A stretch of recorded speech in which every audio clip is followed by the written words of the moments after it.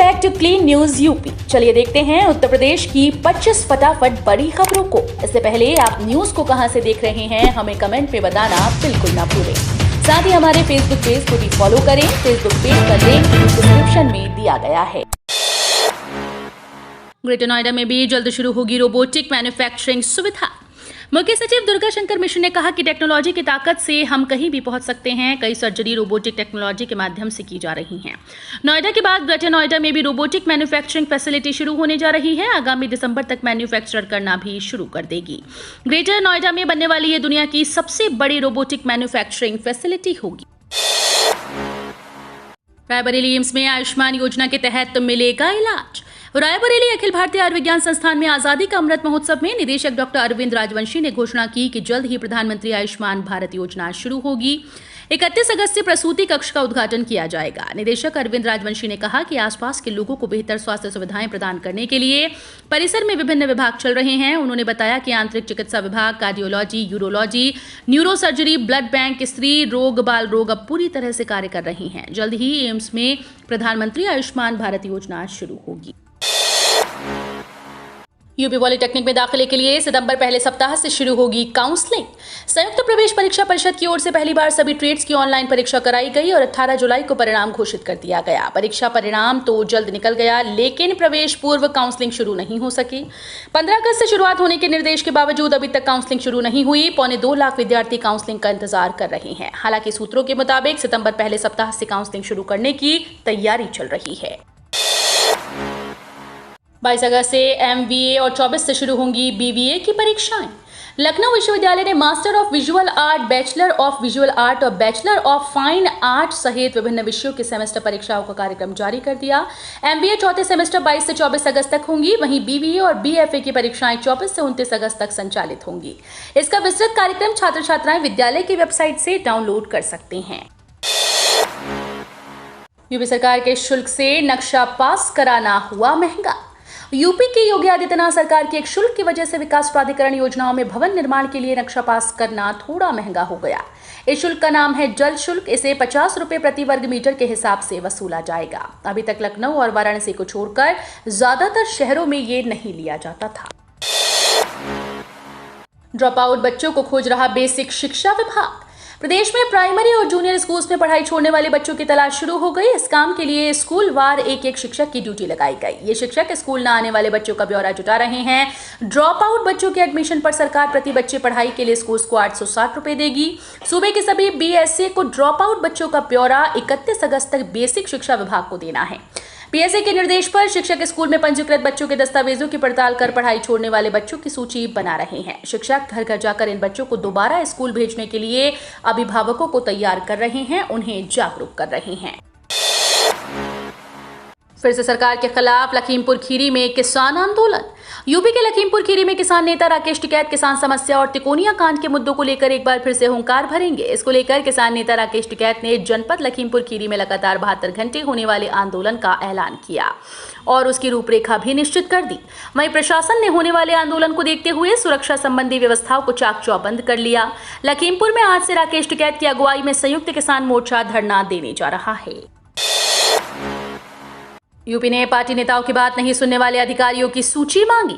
UP के मुख्यमंत्री योगी आदित्यनाथ ने सत्तारूढ़ भारतीय जनता पार्टी नेता और कार्यकर्ताओं की बात न सुनने वाले अधिकारियों की सूची मांगते हुए कहा कि हर व्यक्ति का जायज काम बिना किसी भेदभाव के किया जाएगा। मुख्यमंत्री ने सहारनपुर दौरे के दौरान पुलिस लाइन में जनप्रतिनिधियों के साथ बैठक की। इस दौरान भाजपा के स्थानीय नेताओं ने इस बात की शिकायत की थी कि जिले के कुछ अधिकारी सत्तारूढ़ पार्टी के नेताओं की बात नहीं सुनते, जिससे गरीब लोगों का काम नहीं हो पाता। इस पर योगी आदित्यनाथ ने कहा कि अगर ये हो रहा है तो ऐसे अधिकारियों की सूची उन्हें उपलब्ध कराई जाए। पूर्वांचल और शाहजहांपुर को सूखाग्रस्त घोषित करने की मांग। यूपी में इस बार मानसून और थोड़ी सी बारिश करके रूठ गया। बेहद कम बारिश के चलते प्रदेश के कई हिस्सों खासकर पूर्वांचल में सूखे के हालात बने हुए हैं। इस बीच बीजेपी सांसद हरीश द्विवेदी ने पूर्वांचल और कटरा से बीजेपी के ही विधायक वीर सिंह ने शाहजहांपुर को सूखाग्रस्त घोषित करने की मांग की। सांसद हरीश द्विवेदी ने सीएम योगी आदित्यनाथ को एक चिट्ठी भी लिखी, जिसमें उन्होंने कहा कि कम बारिश के चलते किसानों के हालात दयनीय हो गए। योगी सरकार ने जन्माष्टमी की छुट्टी की बदली तारीख। 18 की जगह 19 अगस्त को होगा अवकाश। जन्माष्टमी के पर्व को देखते हुए योगी सरकार ने बड़ा फैसला लिया। योगी सरकार ने यूपी में जन्माष्टमी पर होने वाली सरकारी छुट्टी की तारीख बदल दी। आज 18 अगस्त को होने वाली छुट्टी को कैंसिल करके उसकी जगह 19 अगस्त कर दी। जन्माष्टमी की सरकारी छुट्टी पहले 18 अगस्त तय की गई थी। उत्तर प्रदेश सामान्य प्रशासन विभाग की तरफ से इसे 18 की जगह 19 अगस्त को सार्वजनिक अवकाश घोषित कर दिया गया। केंद्र सरकार ने 3 लाख रुपए तक के लोन पर छूट देने की मंजूरी दी। केंद्रीय कैबिनेट ने किसान क्रेडिट कार्ड पर 3 लाख रुपए तक के लोन पर छूट देने की मंजूरी दे दी। किसानों को 1.5% ब्याज की दर पर छूट देने का फैसला किया गया। केंद्रीय मंत्री अनुराग ठाकुर ने बताया कि अब तक इस योजना का 3 करोड़ से ज्यादा लोग फायदा उठा चुके हैं। सरकार ने इस योजना की क्रेडिट गारंटी भी 4.5 करोड़ से बढ़ाकर 5 करोड़ कर दी। मालूम हो कि किसान क्रेडिट कार्ड पर खेती किसानी के लिए 7% की ब्याज दर से लोन मिलता है, लेकिन समय पर लौटा देने पर 3% और छूट मिल जाती है। इस तरह किसानों के लिए 4% ब्याज पर लोन की व्यवस्था की गई। इस योजना के तहत किसानों को 3 लाख रुपए तक का लोन मिल सकता है। गोरखपुर सिलीगुड़ी एक्सप्रेसवे की कार्य की तैयारी जोरों पर। गोरखपुर से कुशीनगर देवरिया होते हुए सिलीगुड़ी तक प्रस्तावित एक्सप्रेसवे का पहले चरण का सर्वे पूरा कर लिया गया। हालांकि NHAI के अफसरों के मुताबिक अंतिम अलाइनमेंट में कुछ परिवर्तन संभव है। गोरखपुर मंडल के 3 जिलों के 111 गांव में जल्द जमीन अधिग्रहण की प्रक्रिया शुरू होगी। सड़क परिवहन और राजमार्ग मंत्रालय ने जमीन अधिग्रहण को लेकर सक्षम प्राधिकारी को नियुक्त कर दिया है। 520 किलोमीटर लंबे एक्सप्रेसवे का 84 किलोमीटर हिस्सा गोरखपुर मंडल से होकर गुजरेगा। मुख्यमंत्री योगी आदित्यनाथ की पहल पर गोरखपुर से नॉर्थ ईस्ट को जोड़ने के लिए गोरखपुर सिलीगुड़ी एक्सप्रेसवे का निर्माण किया जा रहा है। इस योजना से 80 किलोमीटर कम हो जाएगी गोरखपुर से प्रयागराज की दूरी।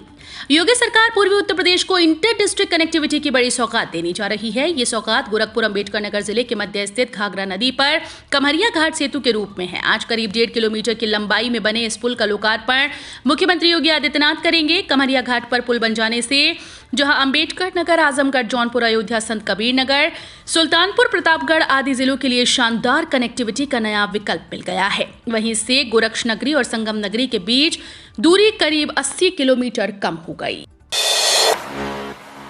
यूपी के डिग्री कॉलेजेस में पुस्तकालय प्रवक्ता के पदों पर होगी भर्ती। सरकारी नौकरी का इंतजार कर रहे युवाओं के लिए अच्छी खबर है। उत्तर प्रदेश के राजकीय महाविद्यालयों और एडेड महाविद्यालयों में पुस्तकालय प्रवक्ता के पदों पर भर्ती होगी। इसके लिए उच्च शिक्षा निदेशालय में प्रक्रिया शुरू हो गई। सभी महाविद्यालयों से पुस्तकालय प्रवक्ता के खाली पदों का विवरण जुटाया जा रहा है। खाली पदों का विवरण मिलने के बाद उच्च शिक्षा निदेशालय से उच्चतर शिक्षा सेवा आयोग को अधियाचन भेजा जाएगा। उसके बाद भर्ती की प्रक्रिया शुरू होगी। अगले कुछ महीनों में ये भर्ती होगी। यूपी SSSC करेगा लेखपालों की सीधी भर्ती। राजस्व लेखपाल के पद पर सीधी भर्ती उत्तर प्रदेश अधीनस्थ सेवा चयन आयोग के माध्यम से की जाएगी। अभी तक भर्ती की प्रक्रिया राजस्व परिषद स्तर पर गठित चयन समिति के माध्यम से होती थी।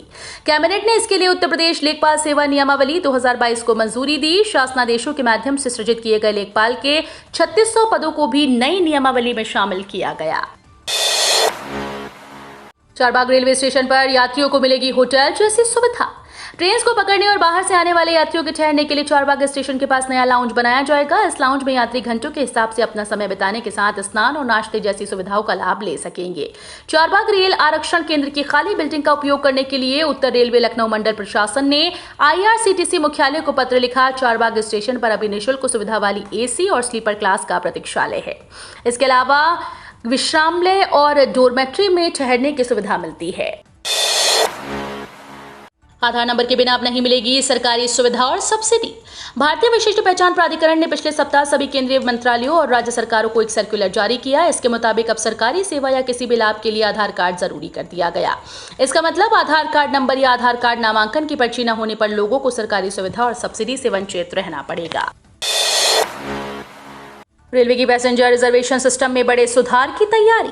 आने वाले दिनों में रेल यात्रा करने के लिए IRCTC की वेबसाइट पर रेलवे टिकट का रिजर्वेशन कराना सरल हो सकेगा। भारतीय रेल फेक ID के जरिए रेल टिकट बुक कराने वालों पर लगाम लगाने के लिए पैसेंजर रिजर्वेशन सिस्टम में बड़े बदलाव की तैयारी कर रही है। IRCTC ने पैसेंजर रिजर्वेशन सिस्टम में सुधार करने के लिए एडवाइजरी फर्म से सुझाव मांगा। माना जा रहा है कि रिपोर्ट आने के बाद सिस्टम में सुधार की शुरुआत की जाएगी। नितिन गडकरी का बड़ा ऐलान। कार मोटरसाइकिल चलाने वालों के लिए बड़ी खबर।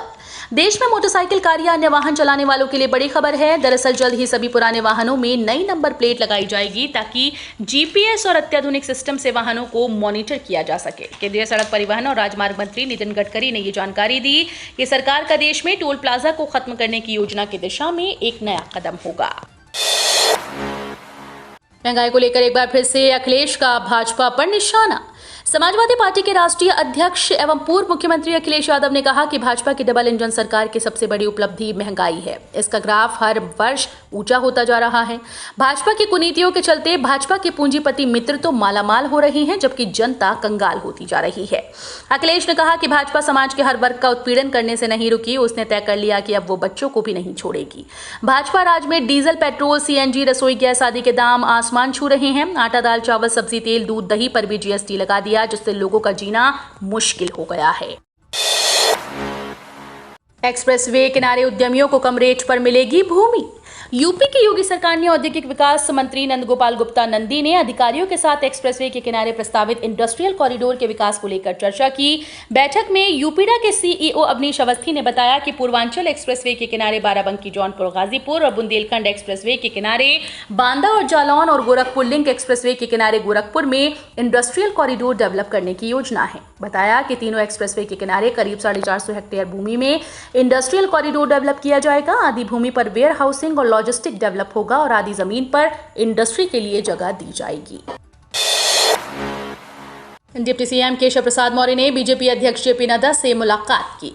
उत्तर प्रदेश के उप मुख्यमंत्री केशव प्रसाद मौर्य ने दिल्ली में बीजेपी के राष्ट्रीय अध्यक्ष जेपी नड्डा से मुलाकात की है। केशव प्रसाद और जेपी नड्डा की मुलाकात करीब 1 घंटे चली। दोनों नेताओं की मुलाकात उत्तर प्रदेश के राजनीतिक हालात को लेकर काफी अहम मानी जा रही है। माना यह भी जा रहा है कि बीजेपी 2024 के लोकसभा चुनाव के मद्देनजर प्रदेश अध्यक्ष बना सकती है। कांग्रेस के राष्ट्रीय अध्यक्ष के चुनाव में फिर से हो सकती है देरी। कांग्रेस पार्टी के राष्ट्रीय अध्यक्ष पद के लिए होने वाले चुनाव में कुछ ही दिन बाकी हैं। इसके बावजूद राहुल गांधी के चुनाव लड़ने को लेकर असमंजस की स्थिति बनी हुई है। पार्टी ने घोषणा की थी कि 21 अगस्त 20 सितंबर के बीच संगठन के चुनाव होंगे, लेकिन कई कोशिशों के बावजूद राहुल गांधी ने अब तक अपना रुख साफ नहीं किया। कांग्रेस के रणनीतिकार अब तक उन्हें अध्यक्ष पद के लिए चुनाव लड़ने के लिए मनाने में विफल रहे, जिससे चुनाव में देरी हो सकती है। राहुल गांधी ने खुद भी अभी तक चुनाव लड़ने को लेकर कोई स्पष्ट संकेत नहीं दिए। ज्ञानवापी केस के पैरोकार को सिर तन से जुदा करने की धमकी। वाराणसी में काशी विश्वनाथ मंदिर से सटी ज्ञानवापी मामले को अदालत चुनौती देने वाली महिलाओं में से एक लक्ष्मी देवी के पैरोकार डॉक्टर सोहन लाल आर्य को जान से मारने की धमकी मिली। पाकिस्तान के नंबर से आई कॉल में धमकी देने वाले ने राजस्थान के कन्हैया की तरह सिर तन से जुदा करने की धमकी दी। सोहन लाल ने इसकी शिकायत पुलिस के अधिकारियों से की। डीसीपी काशी ने कहा कि केस दर्ज होगा। सोहन लाल को पहले से सुरक्षा मिली हुई है। जन्माष्टमी पर अभेद्य होगी मथुरा की सुरक्षा, तैनात रहेगी 25 जिलों की फोर्स। कृष्ण जन्माष्टमी 2022 को लेकर मथुरा में सुरक्षा चाक चौबंद रहने वाली है। प्रशासन जन्माष्टमी में मथुरा वृंदावन में होने वाली भीड़ को लेकर पूरी तैयारी में है। इसके साथ ही आतंकवादी निरोधी दस्ता यानी एटीएस भी पूरी तरह से मथुरा और आसपास के इलाकों में मुस्तैद है। जन्माष्टमी पर मथुरा के साथ साथ 25 जिलों की फोर्स तैनात की गई। कहा जा रहा है कि आज रात से ही ये फोर्स मथुरा को छावनी में बदल देगी। जगह जगह सुरक्षा बलों की तैनाती की जाएगी। तो ये थी आज की 25 फटाफट बड़ी खबरें। अगर आपको न्यूज़ पसंद आई हो तो वीडियो को लाइक और शेयर जरूर करें। धन्यवाद।